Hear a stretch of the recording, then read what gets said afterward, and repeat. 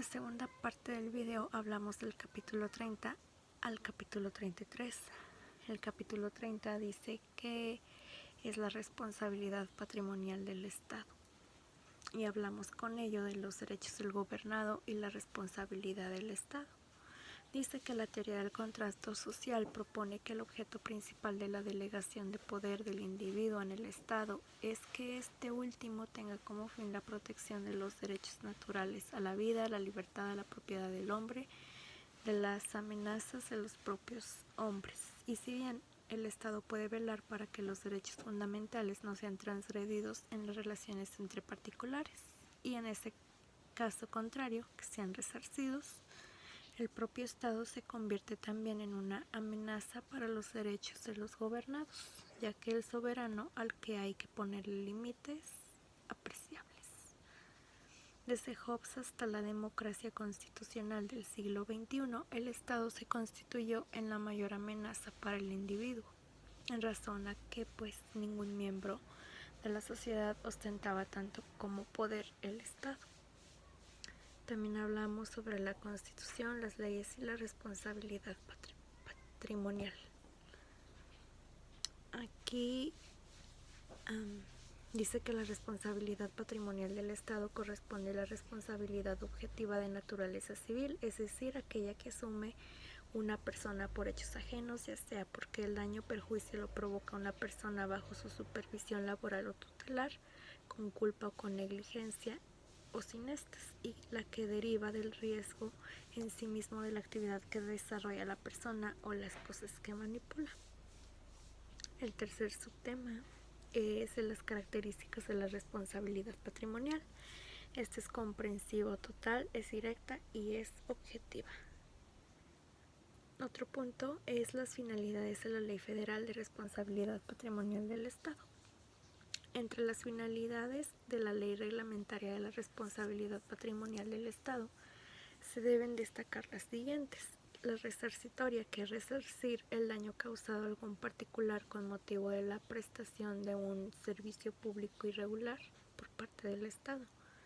La preventiva es aquella que pretende que en la medida de lo posible la irregularidad se corrija y no se causen en otras personas o bienes nuevamente daños derivados de similares actividades.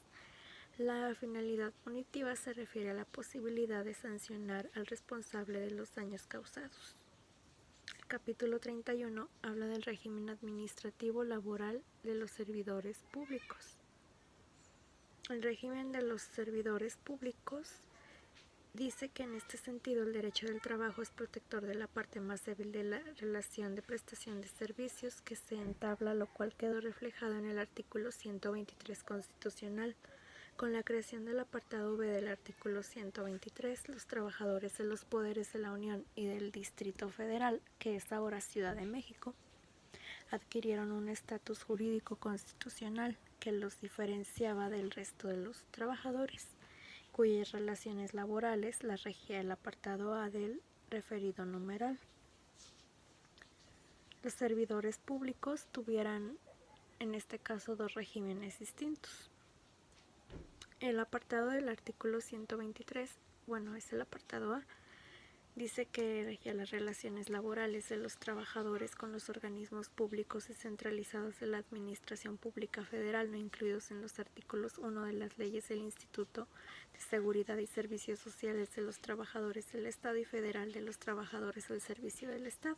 El apartado B del artículo 123 normaba las relaciones laborales de los trabajadores con los poderes de la Unión y el Distrito Federal, ahora Ciudad de México, así como las que entablan los organismos públicos descentralizados de la Administración Pública Federal, incluidos en los artículos 1 de las leyes del Instituto de Seguridad y Servicios Sociales de los Trabajadores del Estado y Federal de los Trabajadores al Servicio del Estado, así como aquellos organismos públicos descentralizados que en el decreto o ley de creación se estableciera que las relaciones laborales aplicables serían las correspondientes al dicho apartado. El capítulo 32 habla del concepto de autonomía y los principios jurídicos en el nuevo derecho. La palabra autonomía sabemos que proviene del griego autos, propio, y nomos, Ley, con lo que etimológicamente significa aquel que se puede otorgar su propia norma de conducta, con lo que se puede afirmar que la raíz de la palabra autonomía es la que la identifica en cierta medida con la de la libertad. La autonomía se puede precisar como la capacidad de autodeterminación, de autogobierno de un ente al decidir por sí mismo la resolución de sus problemas. La autonomía como directriz es el resultado de la historia de las relaciones políticas entre los órganos estatales, tal y como se presenta en la separación de funciones derivada del dogma político de la división de poderes o el llamado poder constituyente. El capítulo 33 es de la transformación del derecho y el acto administrativo. El acto administrativo es la expresión jurídica de la actuación de la autoridad, normalmente una entidad gubernamental, mediante una declaración unilateral de la voluntad que produce efectos jurídicos concretos. Agustín Gordillo afirma que la distinción entre acto y hecho administrativo se puede comprender mejor con base en dos nociones opuestas. La subjetiva es aquella que consiste en atribuirle a toda expresión de voluntad de un ente público o gubernamental la característica de acto administrativo, y la objetiva es aquella que consiste en definirlo como todo acto, cualquiera que sea el órgano que lo dicte, que tenga sustancia administrativa. Y toda actuación de un ente público o gubernamental tiene intención de producir consecuencias de derecho, aunque no necesariamente en forma directa, también en razón a que la lleva a cabo un servidor público, quien está sujeto a un régimen de responsabilidades. La distinción entre actos y hechos jurídicos radica en que los primeros existe la declaración de voluntad dirigida al intelecto de los administrados a través de la palabra oral o escrita, y en cambio el hecho carece de tales características en tanto comporta solo una actuación física, material o técnica.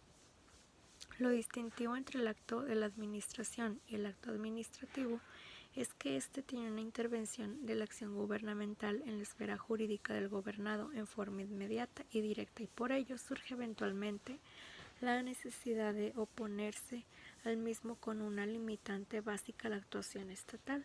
Los elementos del acto administrativo se pueden agrupar en tres: en objetivo, en subjetivo y en formal. El elemento subjetivo del acto administrativo se refiere al órgano de la administración y a la voluntad, que es una expresión externa de un querer humano, o sea, se refiere a los sujetos, en pocas palabras.